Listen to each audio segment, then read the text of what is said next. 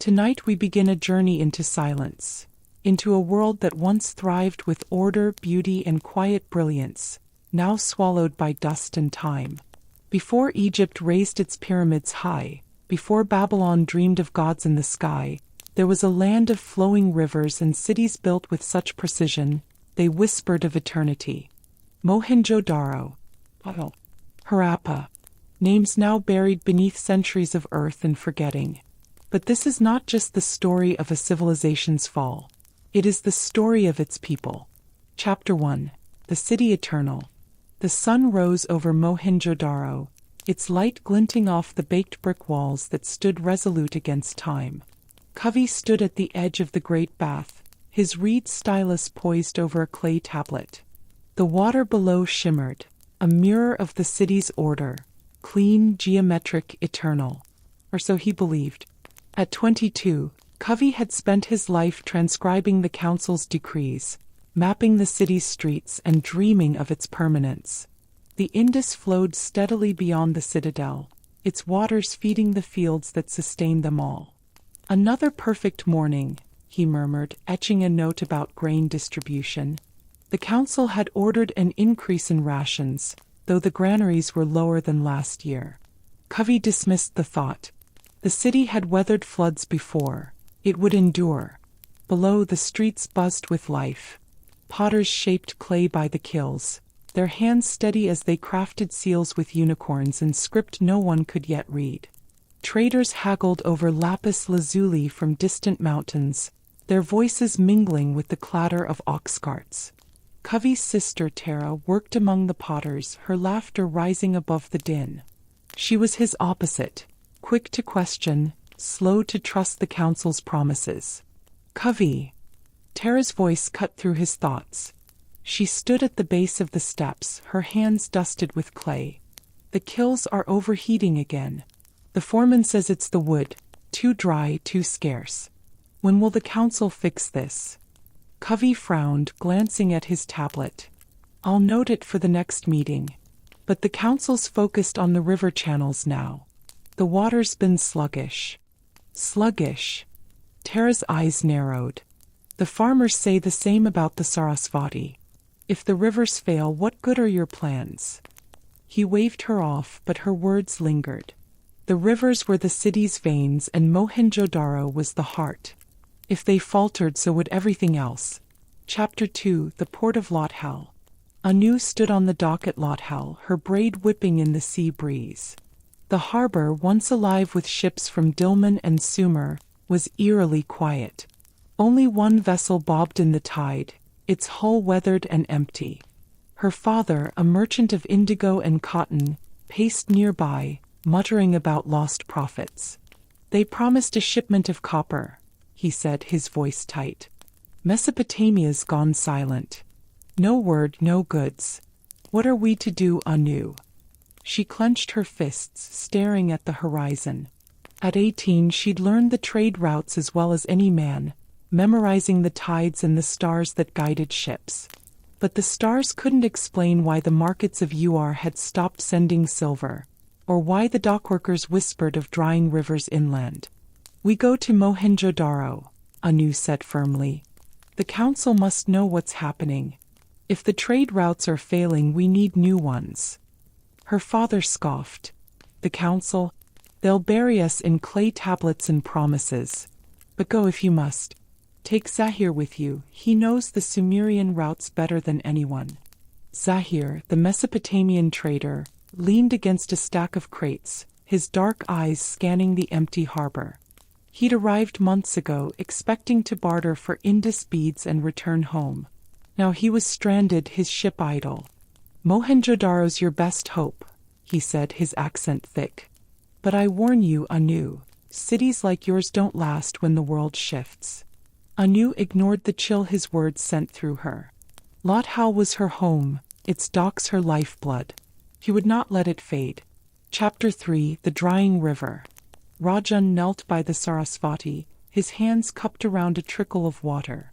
The river, once wide enough to carry boats to the sea, was now a shallow stream, its banks cracked and barren. His village, a cluster of mud brick homes, relied on its flow. Without it, the barley fields withered and the children's faces grew gaunt. He whispered a prayer to the river goddess, his voice hoarse. "Why do you abandon us?" The clay figurines in his shrine, bulls, mothers, serpents, offered no answers. The villagers had stopped bringing offerings, their faith eroding with the riverbed. A boy ran up, panting. "Rajan, the elders want you. They say we must move to the city.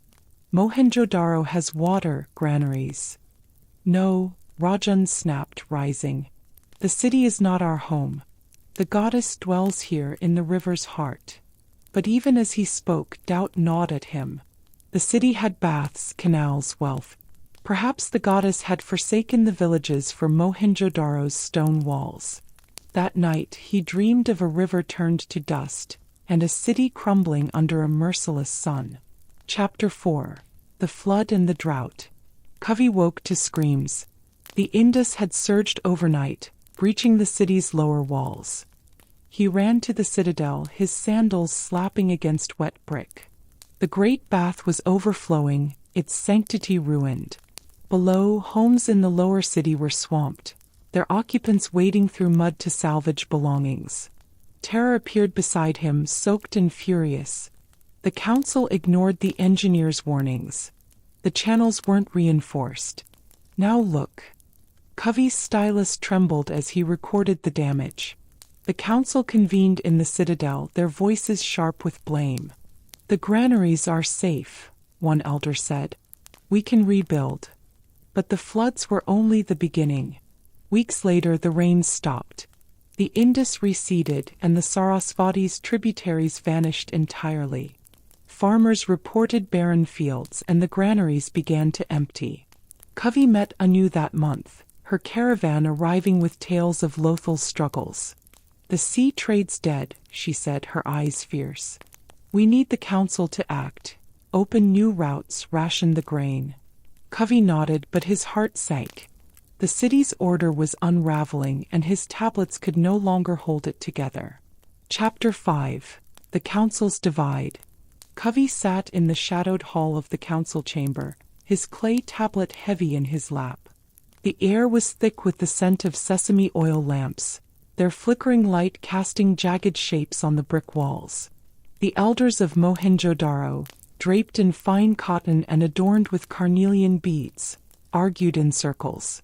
The floods had receded, but the drought that followed gripped the city like a clenched fist. Granaries stood half-empty, and reports from the countryside spoke of abandoned fields along the Sarasvati. "We must ration the grain strictly," Kavi urged, his voice steady but thin against the elders' clamor. "The farmers need seed for the next planting, or will face starvation by winter." Elder Harit, his fingers heavy with gold rings, waved a dismissive hand. "The granaries are sufficient for the citadel. The lower city can fend for itself. We cannot weaken our stores for the sake of laborers." Kavi's jaw tightened. The lower city, home to potters, weavers, and smiths like his sister Tara, was the backbone of Mohenjo-Daro. Without them, the city's order would crumble. He glanced at the other scribes, their styluses scratching furiously, recording words that would change nothing. The council's priorities had shifted. The elites hoarded resources while the streets below grew restless.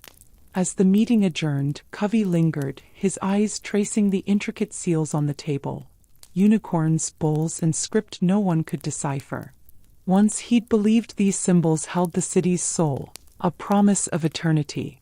Now they seemed like relics of a fading dream. Outside, Tara waited, her arms crossed. Well, did they listen? Kavi shook his head.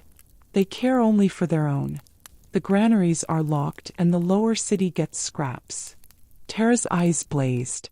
Then we make them hear us. The potters are ready to stop work.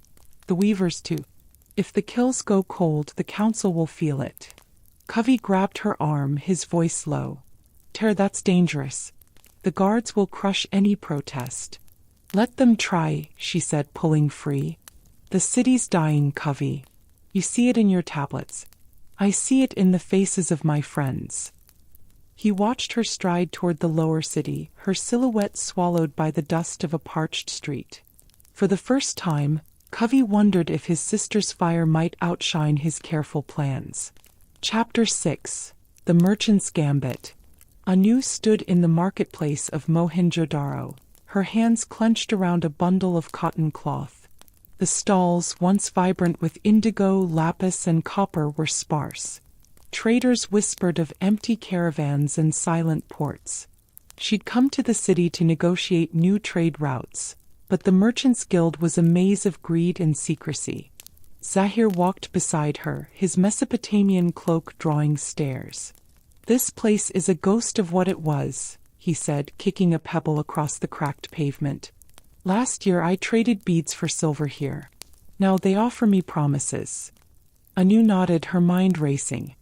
Her father's business in Lothal hung by a thread, and without trade her family faced ruin.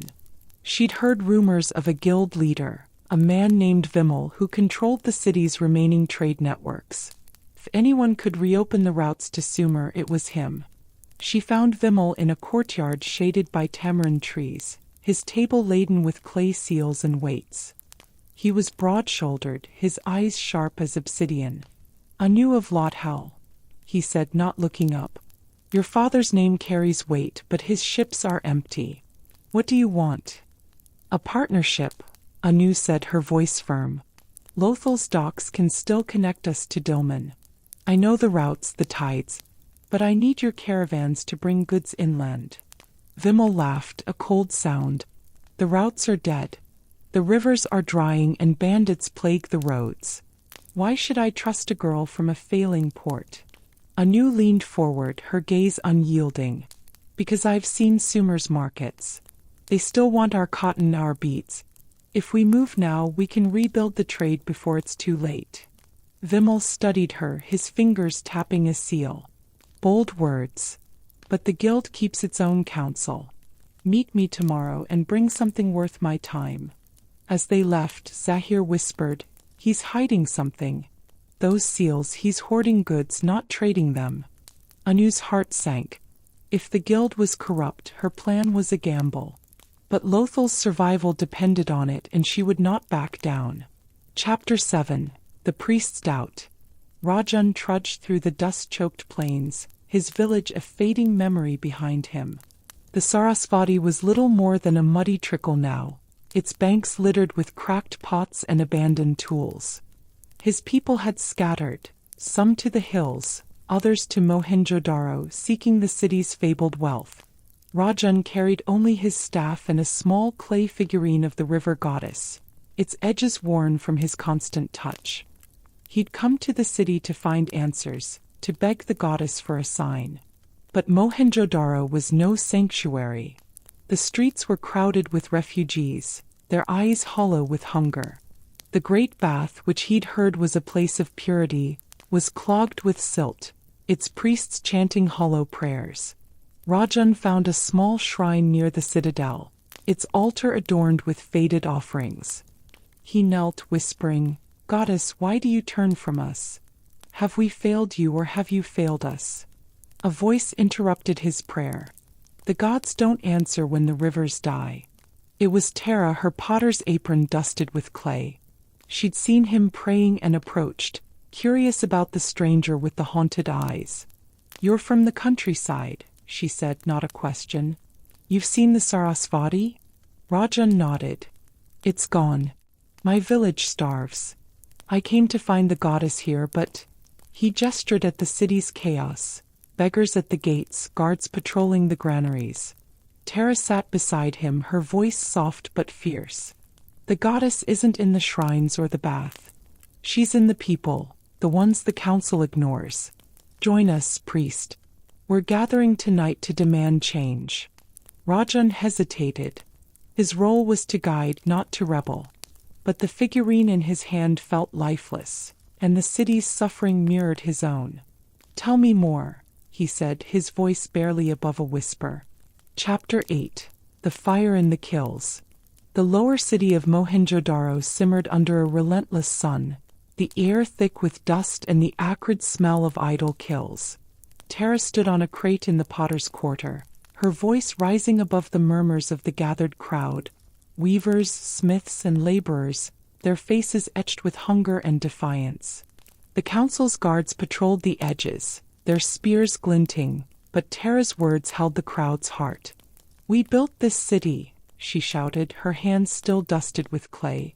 "Our hands shaped the bricks, our kills fired the pots that trade for silver. Yet the council locks the granaries and lets us starve. No more." The crowd roared, a mix of anger and desperation. Tara had spent weeks rallying them, meeting in shadowed courtyards after dark, whispering of a strike to force the council's hand. The potters had already stopped their kills, and the weavers' looms were silent. The market stalls stood empty, a silent rebuke to the citadel's wealth. Covey watched from the edge of the crowd, his heart pounding. He admired Tara's courage but feared her recklessness. As a scribe, he'd seen the council's ledgers. Grain stocks were dwindling faster than reported, and the elites were siphoning off reserves for their own households. He tried to warn the elders, but they dismissed him, their eyes cold with self-interest.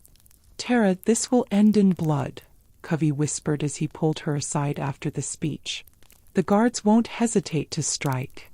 "Then we strike first," she said, her eyes fierce. "Rajan's with us now. He's seen the villages die. He says the gods favor the people, not the council." Covey glanced at the priest who stood nearby, his staff clutched tightly. Rajan's presence lent weight to the movement, but Covey doubted the gods cared at all. The rivers were dying, and no prayer could bring them back. That night the rebellion took shape. Tara and Rajan planned to march on the citadel at dawn, demanding the granaries be opened. Covey hesitated, torn between his sister's cause and his duty to the city's order.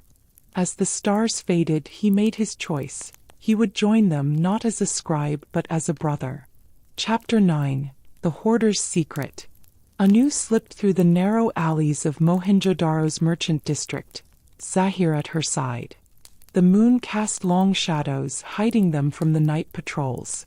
They'd followed Vimal, the guild leader, to a guarded warehouse near the city's eastern wall. Anu's suspicions had grown since their last meeting. Vimal's promises of trade were empty, yet his wealth seemed untouched by the city's decline. Zahir crouched beside her, his dagger glinting faintly. "If he's hoarding, it's in there," he whispered, nodding toward the warehouse. Its doors were sealed with clay, stamped with Vimal's personal seal, a bull with curling horns. Anu's pulse raced. Exposing Vimal could force the guild to release goods and revive trade to Lothal, but it was a dangerous gamble. If caught, they'd face exile or worse. "We need proof," she said. "Something the council can't ignore." They waited until the guards changed shifts, then crept to a side window. Zahir pried it open and they slipped inside. The warehouse was a treasure trove, sacks of barley, jars of sesame oil, and stacks of cotton bales, enough to feed and clothe half the city. Clay tablets lined a shelf, detailing trades that never happened, goods diverted to Vimal's allies. Anu's anger flared. He's starving Lothal and Mohenjo-Daro for his own gain. Zahir pocketed a tablet, his face grim. "This will cost him, but we need to get it to someone with power. Your scribe friend, Covey. Can he be trusted?" Anu nodded, though doubt gnawed at her. Covey was loyal to the city, but would he risk his position to challenge the guild? They slipped out, the tablet hidden under Anu's cloak, unaware of the guard who'd spotted their shadows and now followed at a distance. Chapter 10. The March on the Citadel. Dawn broke over Mohenjo-Daro, painting the citadel's walls in hues of gold and blood. Tara led the march, her potter's apron traded for a simple shawl, her voice rallying hundreds behind her. Rajan walked at her side, his staff raised like a banner, chanting prayers to the river goddess for strength. Covey followed, his tablet clutched tightly, his heart torn between hope and dread. The crowd swelled as they neared the citadel, laborers joining from every quarter. Their chants echoed off the brick walls. "Open the granaries. Feed the people." Children clutched their mothers' hands and elders leaned on sticks, their eyes alight with a spark of defiance. At the citadel gates, the council's guards formed a line, their spears leveled. Elder Harit stepped forward, his gold rings glinting. "Disperse or face the consequences," he shouted.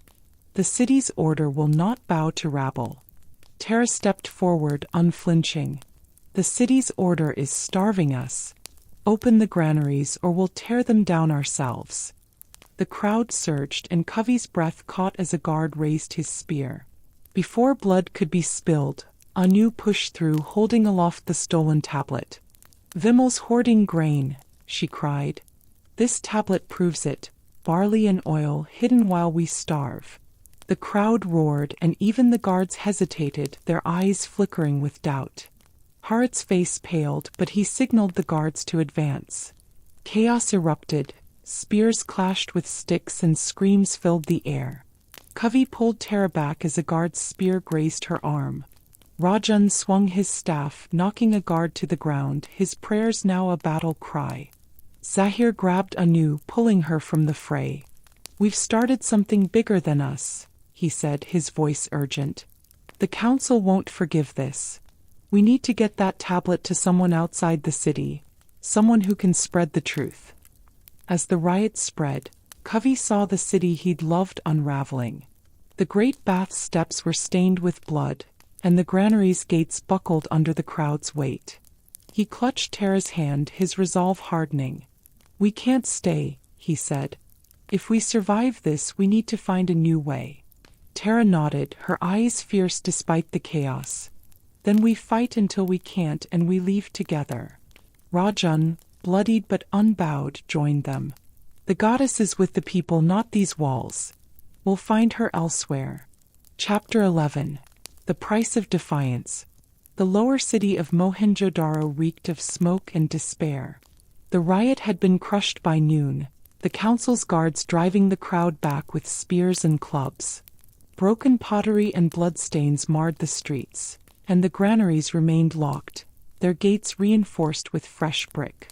Tara lay in a weaver's hut, her arm bandaged with strips of cotton, the wound from a guard's spear throbbing but not fatal. Covey knelt beside her, his hands trembling as he mixed a poultice of turmeric and neem. "You should have stayed back," Covey said, his voice tight. "You could have died." Tara's lips curved into a weak smile. "And you should have stayed in the citadel, scribbling your tablets.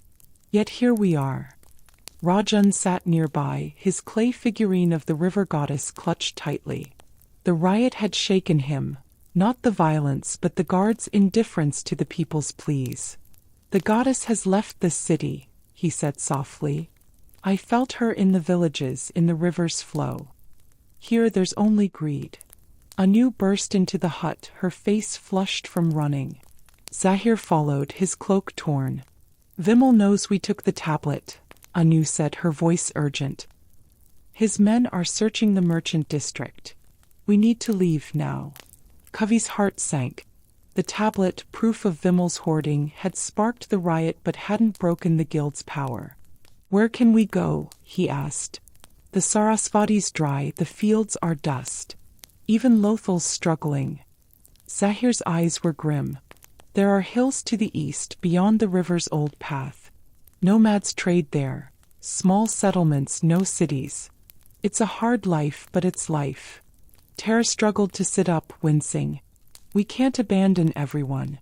The potters, the weavers, they trust me. We take them with us." Covey shook his head.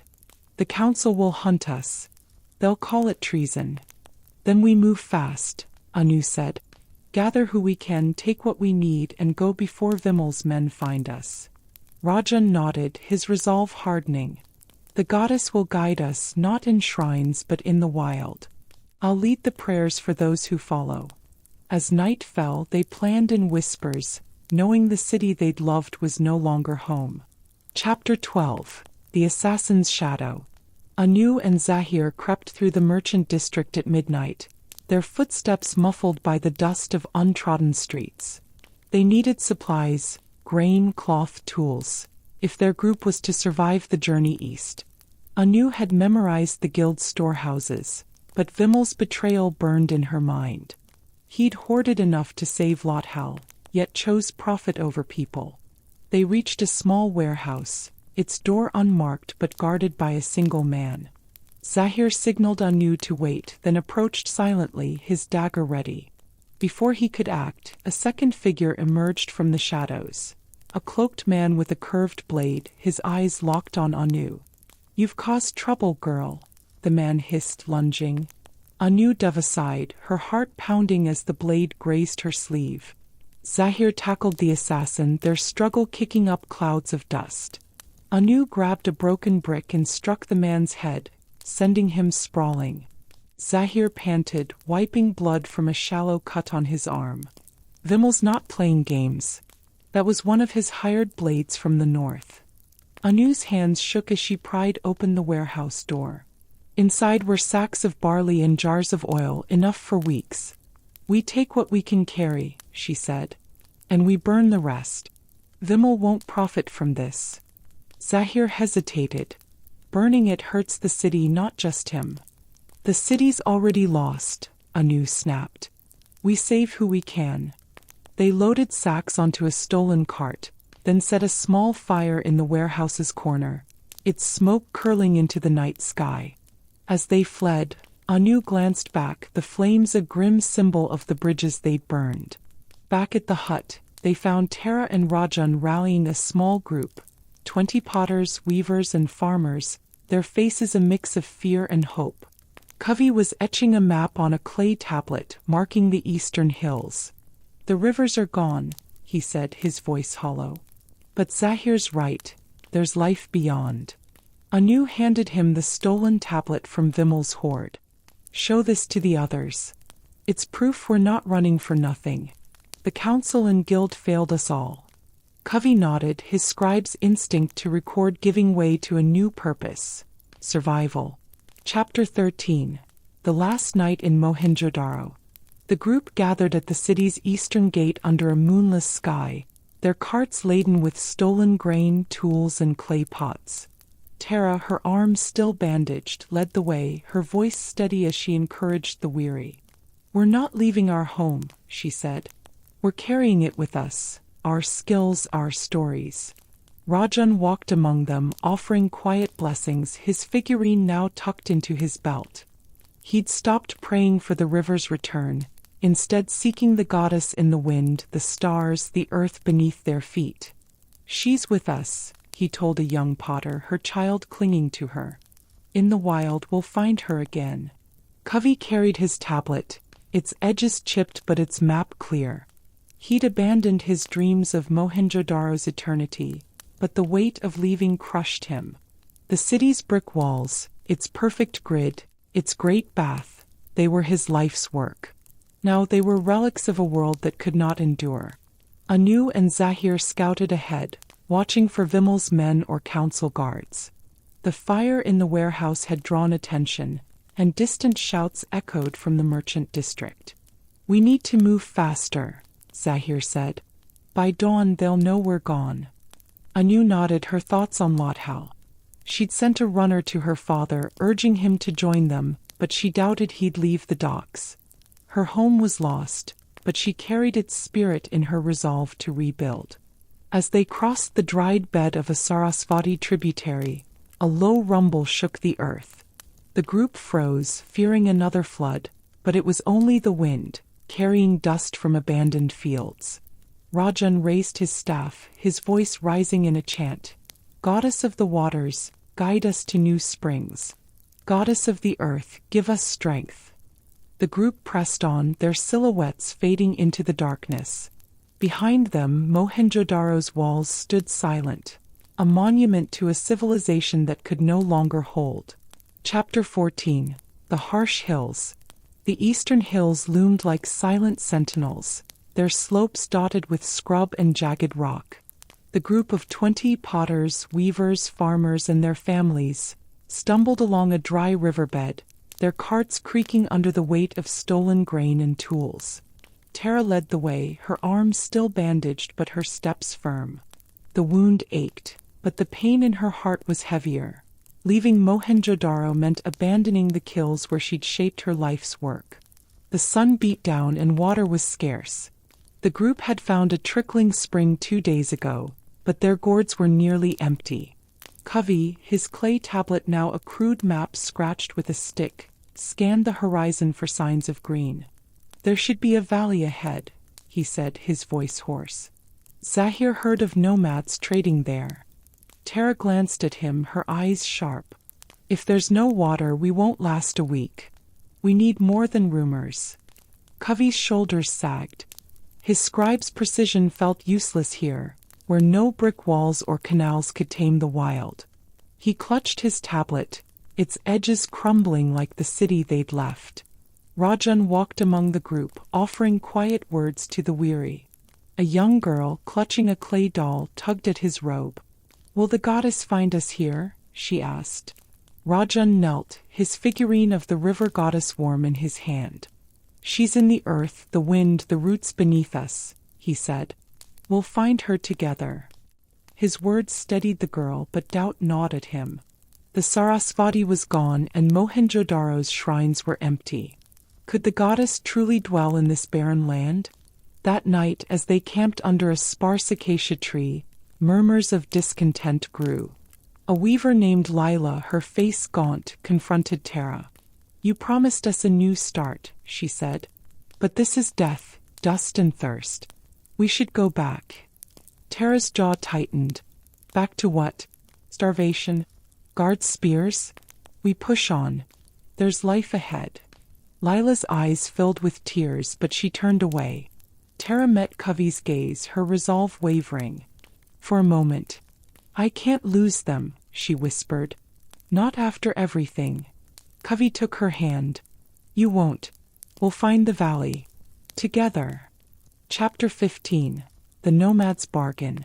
Anu and Zahir scouted ahead, their sandals kicking up dust as they followed a faint trail through the hills. Anu's cloak was heavy with sweat, but her mind was sharp, calculating their chances. The group needed water, food, and allies if they were to survive. Zahir, his Mesopotamian accent softening with exhaustion, pointed to smoke rising in the distance. "Nomads," he said. "They'll have water, maybe cattle, but they won't give it freely." Anu nodded, her hand resting on the stolen tablet tucked in her belt. It was their only leverage, proof of Mohenjo-Daro's betrayal, a story that might sway outsiders.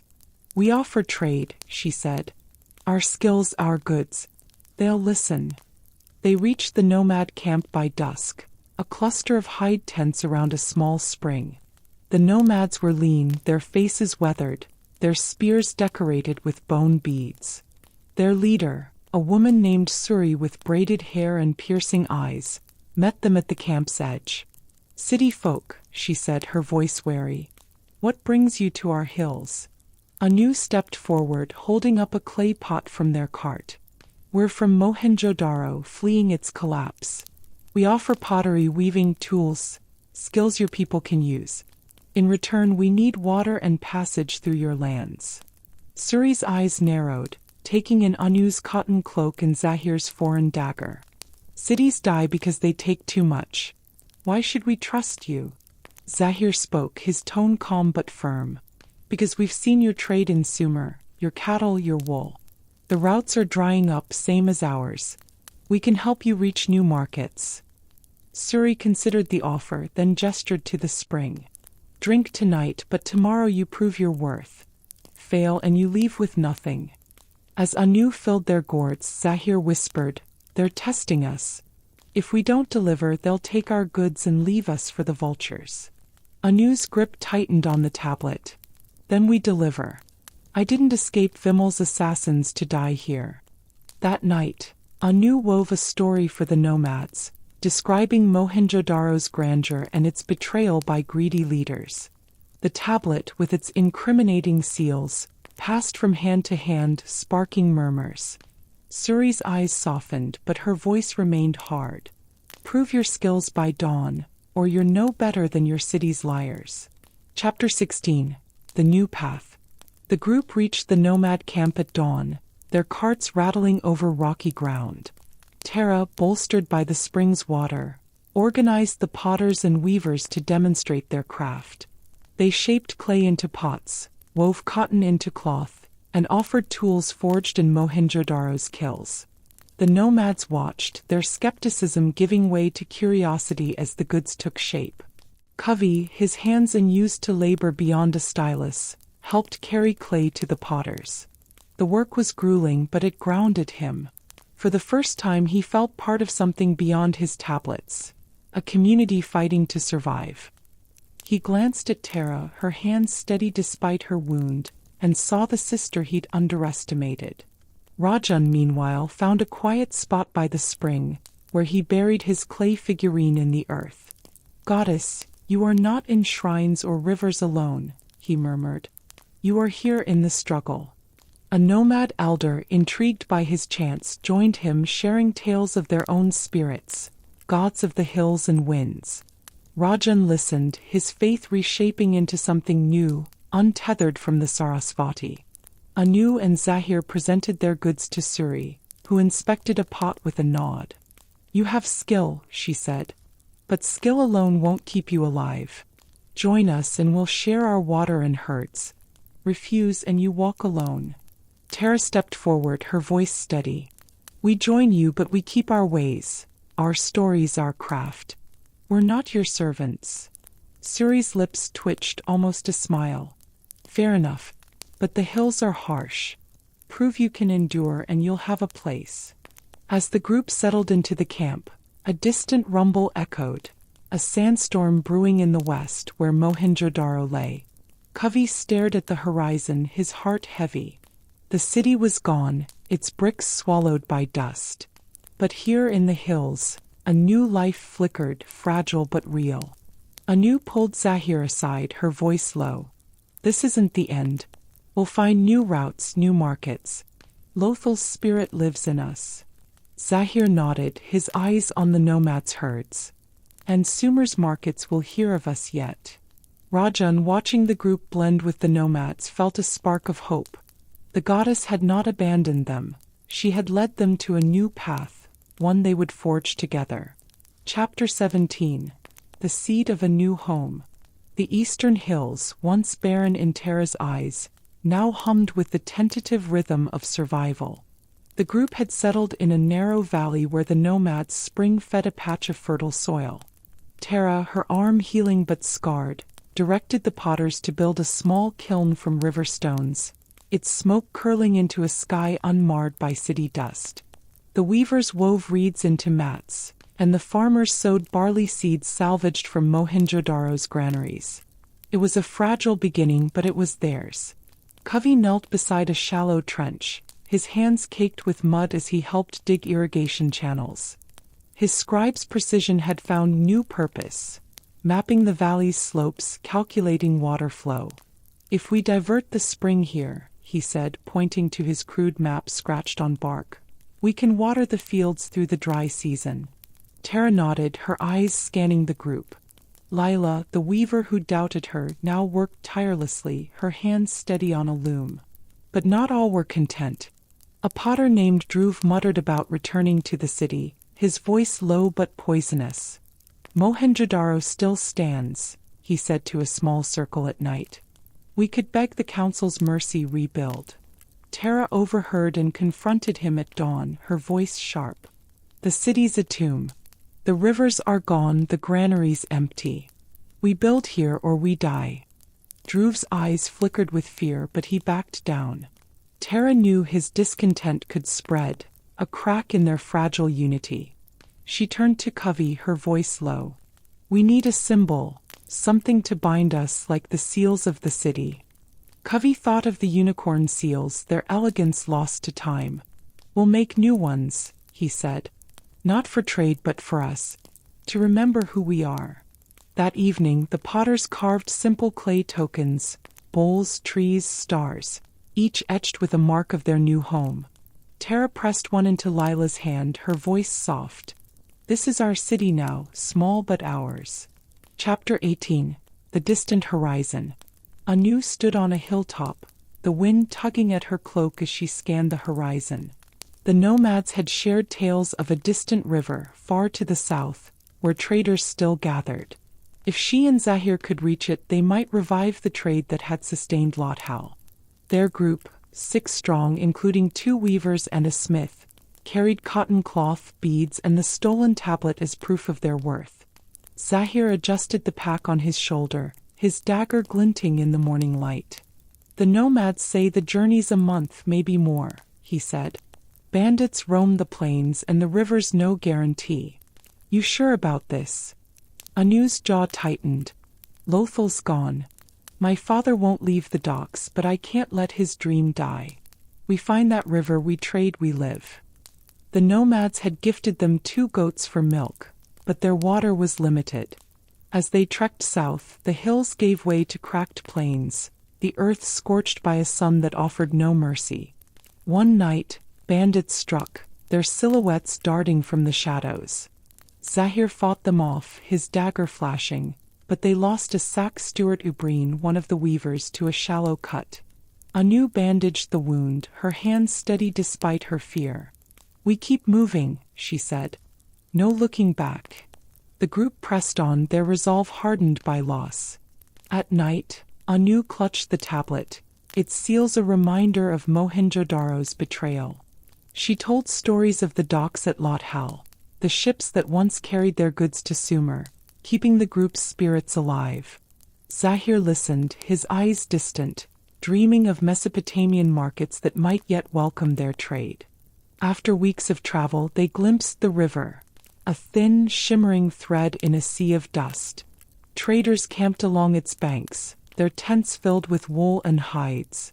Anu stepped forward, holding up a string of carnelian beads. "We come from the Indus," she said. "We bring craft and seek trade." The traders, wary but curious, inspected her goods. Anu's heart raced. This was the first step toward a new network, a lifeline for her people. Chapter 19. The Spirit of the Wild. Rajan sat by the spring, his staff planted in the earth like a tree taking root. The nomads had taught him their songs of the hills, blending them with his chants to the river goddess. He no longer prayed for the Sarasvati's return. Instead, he sought the divine in the valley's life, the spring's trickle, the barley's green shoots, the laughter of children shaping clay. His figurine was buried, but its spirit lived in the new tokens the group crafted, symbols of their rebirth. One evening, Suri, the nomad leader, joined him, her eyes gleaming with respect. "Your people bring gifts," she said. "Pottery, cloth, stories. But the hills demand strength. Some of your own falter." Rajan nodded, thinking of Dhruv's grumbling. "They carry the city's weight in their hearts. But they'll learn. The goddess is here in the struggle, not in stone walls." Suri shared a tale of her people's wanderings, their gods born of wind and stone. Rajan listened, weaving their beliefs into his own. He led a ritual that night, blending Indus prayers with nomadic chants. The group gathered around a fire. They offered clay tokens to the flames, not as sacrifice but as a promise to endure. Kavi joined the circle, his hands no longer soft from stylus work but rough from digging channels. He held a star-shaped token, its edges crude but honest. "This is our legacy," he said, his voice steady. "Not Mohenjo-Daro's bricks, but us, our hands, our will." Tara, standing beside him, felt the scar on her arm throb, a reminder of the city's cost. "We're not its shadow," she said. "We're its seed growing here." Rajan raised his staff, his chant rising. "Goddess of earth and water, guide our hands. Spirits of the hills, strengthen our hearts." The fire crackled, and the group felt a unity they hadn't known since the city's fall. Word reached them of Anu's success, a trade deal struck by the southern river. She'd return with goods and allies, but some would stay in the valley, building with the nomads. The group faced a choice: remain and root or wander and seek. Tara and Kavi chose the valley, their hands shaping a new home. Rajan would stay, his role as a bridge between old and new faiths clear. Anu and Zahir would roam, carrying the Indus spirit to distant lands. As the fire died, the stars shone above, a map of new beginnings. Mohenjo-Daro was dust, but its people lived on, scattered but unbroken. Chapter 20. The Tree of Tomorrow. 10 years had passed since the dust of Mohenjo-Daro faded behind the eastern hills. The valley, once a barren refuge, now bloomed with life. A small settlement of stone and reed huts clustered around a spring-fed stream. Barley fields swayed under a gentler sun, their roots nourished by Covey's irrigation channels, now lined with smooth river stones. The kilns smoked daily, shaping pots and tokens that carried the memory of a lost city, their surfaces etched with bowls, stars, and a new symbol. A tree, its branches reaching upward, rooted deep. Tara stood at the edge of the settlement, her hair streaked with gray, her scar a faint line on her arm. At 32, she was the heart of the community, her potter's hands now shaping not just clay but a fragile unity among the survivors. The nomads had stayed, their herds grazing alongside the settlers' fields, their songs blending with Indus chants in evening gatherings. Lila, once a skeptic, now led the weavers, her looms producing cloth traded as far as the southern river. Dhruv, the discontented potter, had found peace shaping bricks for new homes, his doubts buried in the valley's soil. Tara held a clay token, its tree design warm against her palm. "We've built something real," she said to Covey, who stood beside her, his eyes tracing the settlement's neat rows. His hands, once soft from stylus work, were calloused from years of digging and building. He no longer carried tablets, but his mind still mapped the valley's growth. Every hut, every channel, every hope. "It's not Mohenjo-Daro," Covey said, his voice steady but tinged with nostalgia. "But it's ours. Smaller, stronger." Tara smiled, her gaze softening. "You sound like me now." Covey laughed, a rare sound. He'd let go of the city's ghost, finding purpose in the settlement's rhythm. He taught the children to carve tokens, passing on the old seal's spirit, though none could read their script. The unicorn was gone, replaced by the tree, a symbol of roots and growth, of a people who'd survived collapse. In the south, by a river that sparkled under a wide sky, Anu stood among traders, her cotton cloak embroidered with patterns of her own design. At 28, she was a merchant of renown, her name whispered from the hills to the distant ports of Dilmun. The trade network she and Zahir had forged was modest but thriving, connecting nomadic wool to coastal markets, Indus beads to foreign hands. The stolen tablet, its seals faded but intact, rested in a tent, a relic of betrayal that had spurred her to this new life. Zahir, his hair now flecked with silver, haggled nearby, his Mesopotamian accent softened by years among the traders. "We've done it," he said, joining Anu as the sun set. "Your father would be proud." Anu's eyes clouded.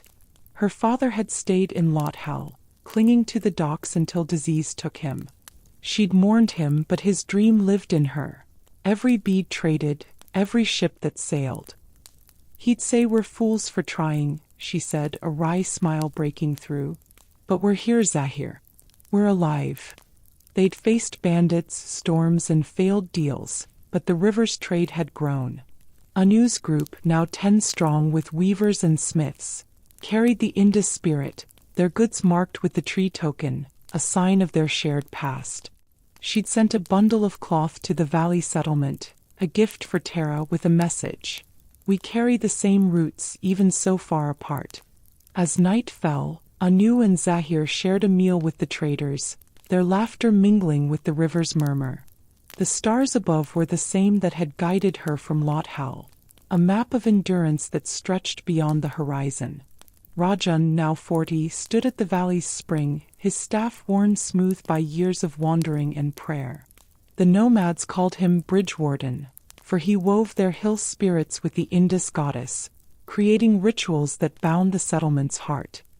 His figurine was long buried, but its spirit lived in the tokens, the chants, the firelit gatherings where stories of rivers and cities mingled with tales of wind and stone. He led a ritual at dusk, the settlement gathered around a fire. Children held tree tokens, their eyes bright as Rajan spoke.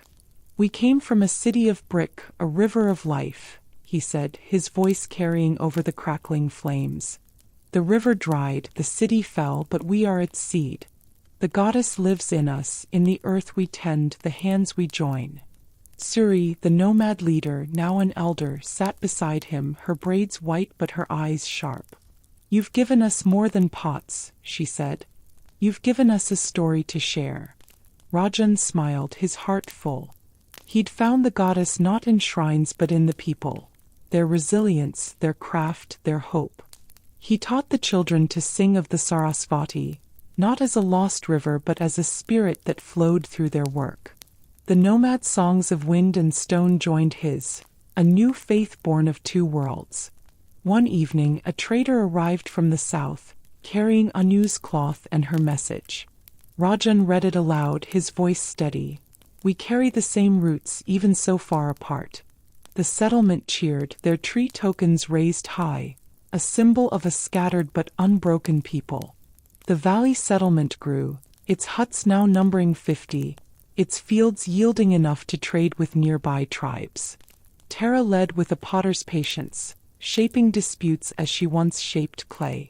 Covey designed a granary, not of brick but of stone and wood, a modest echo of Mohenjo-Daro's past.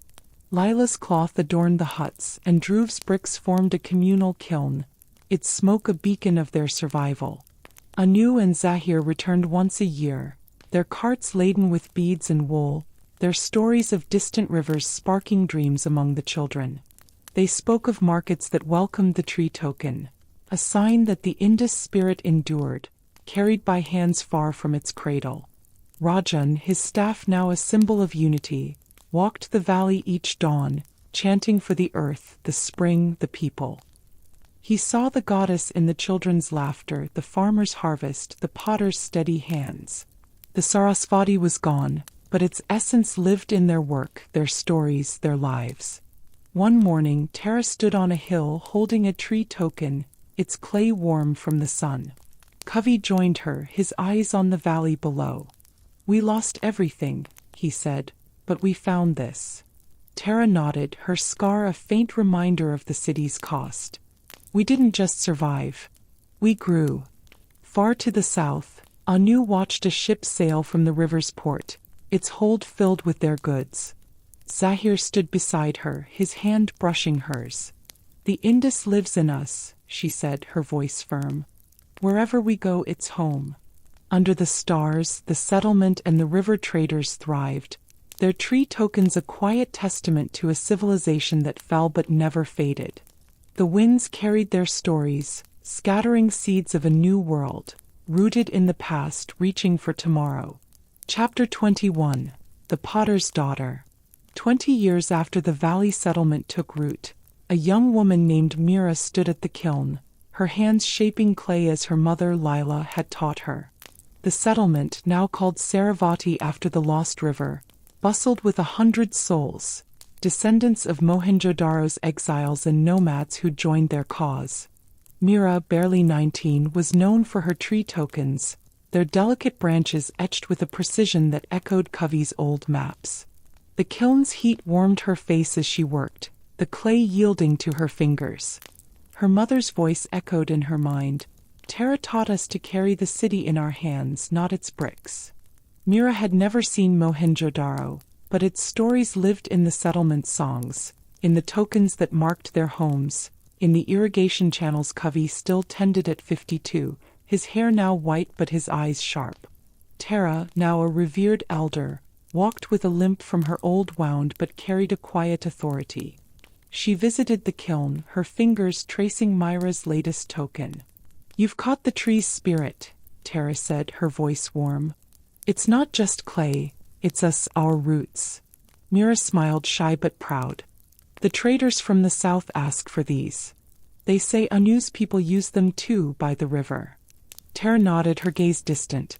Anu's letters, carried by traders, spoke of thriving markets, of tree tokens traded as far as Dilmun.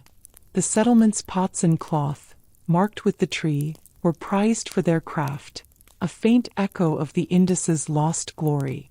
That evening Mira joined the communal fire, where Covey told stories of Mohenjo-Daro's great bath, its streets laid in perfect grids. The children listened wide-eyed as he described a city that seemed a myth. "We lost it," Covey said, holding a tree token, "but we carried its heart here to Sarasvati."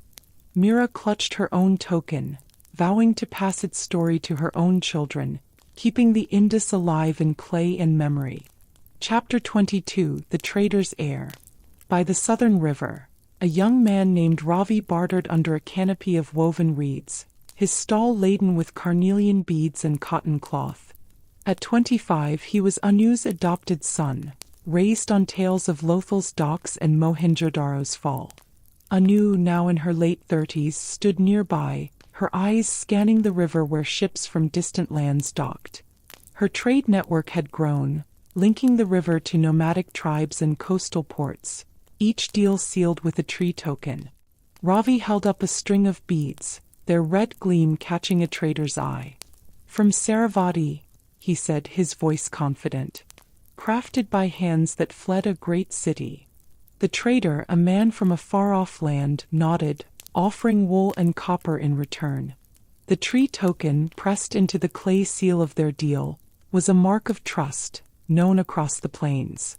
Anu joined Ravi, her cloak embroidered with tree patterns. "You've learned well," she said, her smile proud but weary. The years of travel had lined her face, but her spirit burned as fiercely as when she defied Vimal. Zahir, now a graying advisor, had settled in a nearby port, his Mesopotamian contacts strengthening their trade. "Mother," Ravi said, his voice low, "the traders speak of new cities rising in the west beyond the hills. They want our goods, but they talk of war, of taking what we've built." Anu's jaw tightened, memories of Mohenjo-Daro's greed flashing through her mind. "We've survived collapse before," she said. "We'll trade, not fight. The tree token binds us to Sarasvati, to the valley. If they want our craft, they'll deal fairly." That night, Ravi sat by the river, a tree token in his hand. Anu had told him of the stolen tablet, of Vimal's betrayal, of the city that crumbled under its own weight. He vowed to protect their network, not with spears but with the skills Anu had taught him: negotiation, trust, the power of a shared story. As a ship sailed under the stars, its hold filled with Sarasvati's pots, Ravi felt the Indus's pulse in his blood, carried forward by a river that refused to die. Chapter 23: The Warden's Legacy. In Sarasvati, Rajan sat under an acacia tree, its shade a refuge from the midday sun. At 60 he was the settlement's spiritual heart, his staff now carved with tree motifs, a symbol of the blended faith he'd forged. The nomads' wind spirits and the Indus goddess had merged in his rituals, their chants sung by children who knew neither city nor river but felt their presence in the valley's life. A young girl, Suri's granddaughter, approached holding a clay token shaped like a tree. "Warden Rajan," she said, her voice shy, "will you bless this for my brother? He's sick and I want the goddess to help him." Rajan smiled, taking the token. "The goddess is in you, in your care for him," he said. He led her to the spring, where he dipped the token in water and chanted, blending Indus prayers with nomadic verses. "Spirits of earth and wind, guide this child. Roots of the tree, hold him strong." The girl's eyes brightened, and Rajan felt a warmth in his chest. He'd once mourned the Sarasvati, believing the goddess had abandoned them. Now he saw her in the spring's flow, the barley's growth, the community's bond. His figurine, buried years ago, had rooted here, its spirit alive in Sarasvati's people. That evening, traders arrived from the south, bearing Anu's cloth and a message. "The tree token binds us still." Rajan read it to the settlement, gathered around the fire. Tara and Covey sat nearby, their faces lit by the flames, their hands linked. The settlement had grown, its huts now a village, its fields a patchwork of green. Nomads and exiles worked as one, their children carving tokens that told their shared story. Rajan raised his staff, his voice carrying over the fire. "We were born of a river, a city, a dream that fell. But we are not its end. We are its branches, spreading wide, rooted deep. The crowd raised their tokens, their voices joining in a chant that echoed through the valley. Sarasvati was no Mohenjo-Daro, but it was home, a seed of the Indus grown in new soil under new stars. Chapter 24. The Shadow of Envy. The valley settlement of Sarasvati thrived under a gentle spring sun, its fields green with barley and its kilns alive with the hum of work. Mira, now 22, stood at the communal kiln, her hands shaping a tree token with intricate branches, its clay smooth from the valley's stream. The settlement had grown to 150 souls, a blend of Indus exiles and nomads, their huts a patchwork of stone and reed. Tara, now in her mid-50s, guided the community with a potter's patience, while Covey, his maps now etched on wooden slats, planned expansions to the irrigation channels. But whispers of trouble reached Myra's ears. A rival tribe from the northern hills, led by a chieftain named Goran, had begun raiding nearby settlements, demanding tribute in grain and cloth. Their scouts had been spotted near Sarasvati, their spears glinting in the dusk. Mira overheard the elders' tense murmurs at the communal fire, where Tara's voice carried a familiar fire. We won't bow to threats. Sarasvati is ours, built from dust. Mira clutched her tree token, its weight a reminder of her mother Lila's stories, of Mohenjo-Daro's fall, of Tara's rebellion, of a people who refused to break. She approached Covey, who sat carving a new map under an acacia tree. "Uncle Covey," she said, using the title the children gave him, "if Goran's tribe attacks, can we defend ourselves?" Covey's eyes, lined with age, met hers. "We're not warriors, Mira. Our strength is in our craft, our unity. But we'll need more than tokens to face spears." That night, Mira gathered the younger potters, her voice steady. "We make more than pots. We make Sarasvati's heart. If the raiders come, we'll protect it, not with blades but with our hands." The group nodded, their resolve mirroring hers.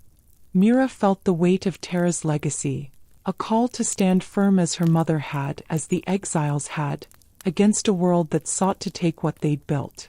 Chapter 25. The River's Test. By the southern river, Ravi stood on a wooden dock, his stall a vibrant display of Sarasvati's pottery and cloth. At 28, he was the backbone of Anu's trade network, now spanning 3 rivers and a coastal port. Anu, her hair graying but her spirit unyielding, oversaw deals from a nearby tent, while Zahir, now in his late 40s, advised on routes to distant markets. The tree token, etched on every pot and seal, was a mark of trust, known from the hills to the sea. But trouble brewed.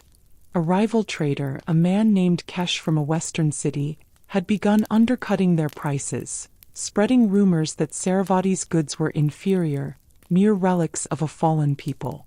Ravi's latest deal, a shipment of beads for copper, had fallen through, the buyer citing Kesh's lies. The tree token's reputation was at stake, and with it, the network's survival. Ravi confronted Anu at dusk, his voice tight. "Kesh is poisoning our trade. If we lose the southern markets, Sarasvati will suffer. We need to fight back." Anu's eyes narrowed, her mind sharp as ever. "We don't fight with lies or blades, Ravi. We fight with truth.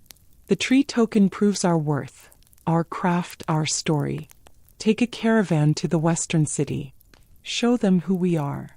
Ravi nodded, gathering a small group, 2 weavers and a smith, their carts laden with the finest pots and cloth, each marked with the tree. The journey was perilous, the plains riddled with bandits and dust storms. One night, a thief stole half their water, leaving them parched under a merciless sun. Ravi pressed on, his mother's words echoing, "The Indus lives in us." At the western city, a sprawling market of tents and mud-brick stalls, Ravi faced Kesh. The man smirked, holding a crude pot. "Your relics can't match our work," he said. Ravi held up a tree token, its branches gleaming in the sunlight. "This is no relic. It's Sarasvati's heart, crafted by hands that survived a city's fall." Test our goods and you'll see. The market crowd watched as Ravi's weavers demonstrated their looms, their cloth tight and vibrant. The smith shaped a copper tool, its edge sharp.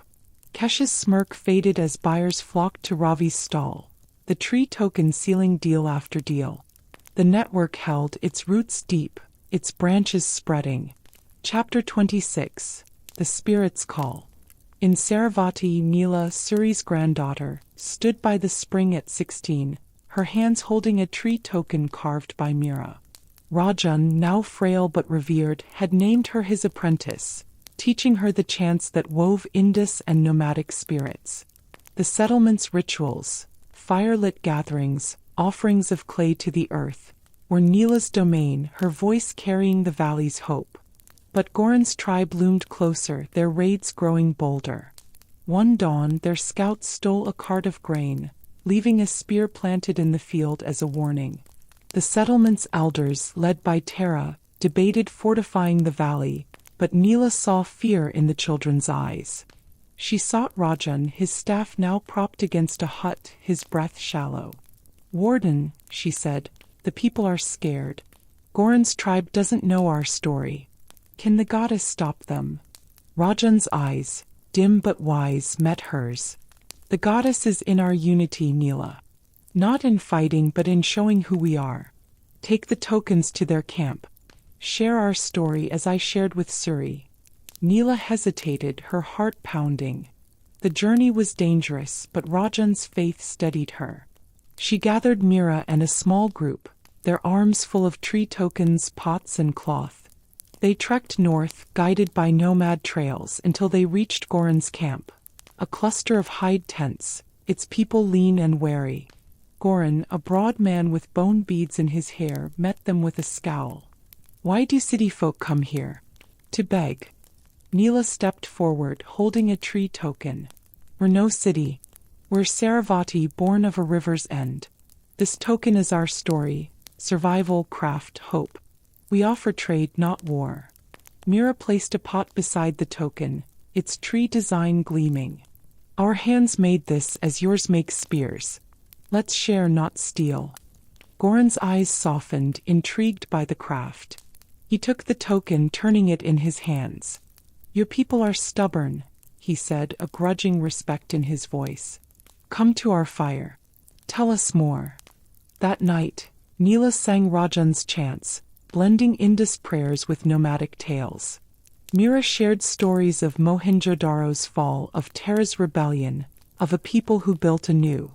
The tribe listened, their spears lowered, and by dawn a trade was struck, grain for hides, tokens for trust. Neela returned to Sarasvati, her heart light. Rajan, too weak to stand, smiled as she placed a tree token in his hand. "You've carried the goddess," he whispered. "She lives in you." As the valley bloomed, its people united, Neela knew Sarasvati's roots would hold, its branches reaching beyond the hills, carrying the Indus forever. Chapter 27. The Drying Spring. The valley of Sarasvati, once lush with barley and fed by a steady spring, now faced a shadow of its past, a drought that shrank the stream to a trickle. Mira, now 24, stood at the edge of the fields, her hands dusted with clay as she inspected the wilting stalks. The settlement, home to nearly 200 souls, relied on the spring's water, but the rains had failed for 2 seasons, and the earth cracked like the riverbeds of old Mohenjo-Daro. Tara, her hair now fully white, leaned on a staff beside Mira, her eyes scanning the horizon. At 57, she was the settlement's anchor, her potter's wisdom guiding them through hardship. "We've faced drought before," she said, her voice steady but strained.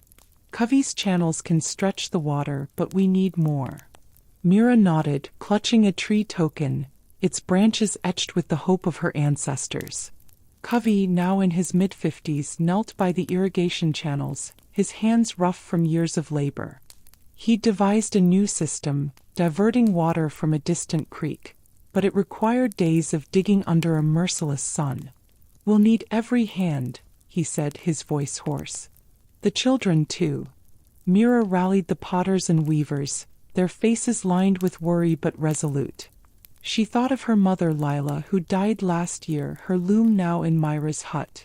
"We survived a city's fall," Mira told the group, her voice echoing Tara's fire. "We'll survive this. Sarasvati's roots run deep." "Far," he said. "We should move north, join Goran's tribe. They have water." Tara's eyes flashed. "Goran's tribe takes, not builds. We stay, we dig, we endure." Mira took Arjun's hand, pressing a tree token into his palm. "This is our home, Arjun. We'll make the water come." Her words steadied him, but Mira felt the weight of leadership. A mantle passed from Tara, heavy with the past's lessons. As the settlement dug under Kavi's guidance, Mira carved new tokens, their tree designs a prayer for rain.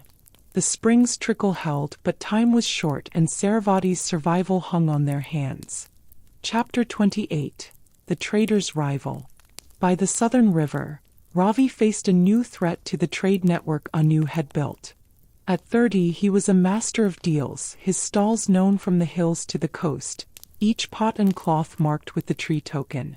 But Kesh, the western trader who'd once challenged him, had returned with a larger caravan, backed by a city that sought to dominate the river's markets. Kesh's goods, crude but cheap, undercut Ravi's, and his whispers of Sarasvati's fading craft swayed buyers. Anu, now 40, stood beside Ravi, her eyes sharp despite the years. "Kesh wants our routes," she said, her voice low. "He's spreading lies, saying our tokens are just clay, not legacy." Ravi clenched a tree token, its edges worn from handling. Zahir, now a seasoned advisor, joined them, his Mesopotamian cloak faded but his mind sharp. "We need a bold move," he said. "Take our best goods to the coastal port. Show them the tree's worth, quality not quantity." Ravi gathered his traders, 3 weavers, 2 smiths, and a potter from Sarasvati. Their carts, laden with the finest cloth and beads, creaked across the plains, dodging bandits and sandstorms. At the port, a bustling hub of ships and tents, Ravi faced a crowd of skeptical buyers. Kesh stood nearby, smirking, his stall piled with shoddy pots. Ravi held up a tree token, its branches catching the sunlight. "This is Sarasvati," he said, his voice carrying over the market's din, born from a city's fall, crafted by hands that endure. "Our goods carry our story. Test them and you'll know." The weavers demonstrated their looms, producing cloth tight and vibrant. The potter shaped a jar, its tree design intricate. Buyers, drawn by the craft, turned from Kesh's stall, their hands filled with Sarasvati's goods. Kesh's face darkened, but Ravi met his gaze, unflinching. "The tree holds," he said. "Your lies don't." As the caravan returned, laden with copper and wool, Ravi sent a tree token to Sarasvati with a message. "The network lives. We'll bring water if you hold the valley." Anu smiled, her pride in Ravi a mirror of her own defiance years ago. Chapter 29. The Chant of Unity. In Sarasvati, Neela, now 18, stood by the spring, its flow a mere thread under the drought's grip. As Rajan's apprentice, she led the settlement's rituals, her chants blending Indus prayers with nomadic songs. Rajan, now in his 60s and too frail to walk, rested in a hut, his staff at his side. He'd passed his role as bridge warden to Neela, trusting her to carry the goddess's spirit. The drought had sparked fear, and Arjun's talk of joining Goran's tribe grew louder. Neela saw the children's eyes, wide with hunger, and knew words alone wouldn't hold them. She sought Tara, who stood by the kiln, her hands steady despite the crisis.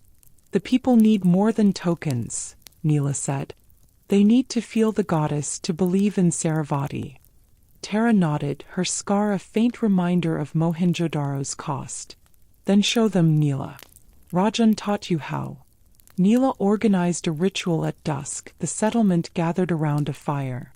She held a tree token, its clay warm, and sang a chant Rajan had crafted. "Goddess of earth, spirits of wind, bind our roots. Tree of Sarasvati, hold us strong." The potters and weavers joined, their voices rising, their tokens raised to the flames. Covey, his channels nearly complete, stood beside Mira, his eyes bright. "This is what we carried from the city," he said. "Not bricks, but this, us together." The creek's water reached the fields that night, a slow trickle that promised life.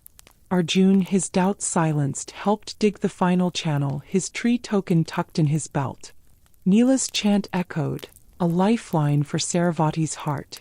A trader arrived from Ravi bearing cloth and a message. "The network lives." Neela read it aloud, the firelight glinting on her token. Sarasvati would endure, its roots deep, its branches spreading under a sky that might yet bring rain. The last fires of Mohenjo-Daro smoldered beneath a silver sky, the once gridlocked streets now silent but for the wind stirring broken pottery and fallen stone. Covey, his hands no longer scribes but survivors, turned one last time at the city's edge. His maps, once used to shape a perfect city, now charted escape routes, rain paths, and ruins to avoid. He did not weep, he had no tears left, but a hollow stillness settled in his chest, shaped like memory. Tara walked beside him, her clay-stained hands gripping those of two children, orphaned but alive. Around them moved a ragged procession of workers, elders, and outcasts, heading eastward toward greener hills. She had no kiln now, but she carried molds and tools in her satchel, believing that art could begin again. Not in the shadow of monuments, but in humble clay cups for water, shaped by hands that remembered. Anu, far from the smoldering city, watched her caravan snake through dry salt plains. Behind her, Lothal's docks had dried to dust. In front, a whisper of hope rode on the sea breeze. She bartered not with gold or lapis now, but with ideas. Irrigation drawn from flood memory, wind traps for dew, stories that taught survival. She wrote letters still, though no one answered, carving them into clay and placing them in jars. Someone someday might read them. Rajan, his robes in tatters and his gods silent, found himself beside a dying fig tree. For days he neither spoke nor prayed. But when he rose, he built not a temple, but a circle of stones around a spring he found in the hills. Villagers came, and he taught them no rituals, only how to listen. A new kind of belief was born there, not in power but in presence. Zahir, last of the foreign traders, drifted between nomads and marsh folk, recording languages, making deals, and passing on what he remembered of a place called the Industry. He taught them the word Malyaha, though it meant nothing now. But one boy repeated it and then another, and so it lived. As years passed, jungle swallowed stone. Cities crumbled, and the river shifted so far even its name was forgotten. But scattered across the lands were new fires, small and flickering, around which people told stories. Of great cities with drains that drank rain like gods, of traders who followed stars, of potters and priests, of floods and fire, and how when the world ended they walked on. And though no one remembered the names of Covey, Anu, Tara, Rajan, or Zahir, the echoes of what they saved lived on in every step forward, every cup made, every word traded. The Indus did not vanish. It flowed, unseen, in the blood of those who survived it.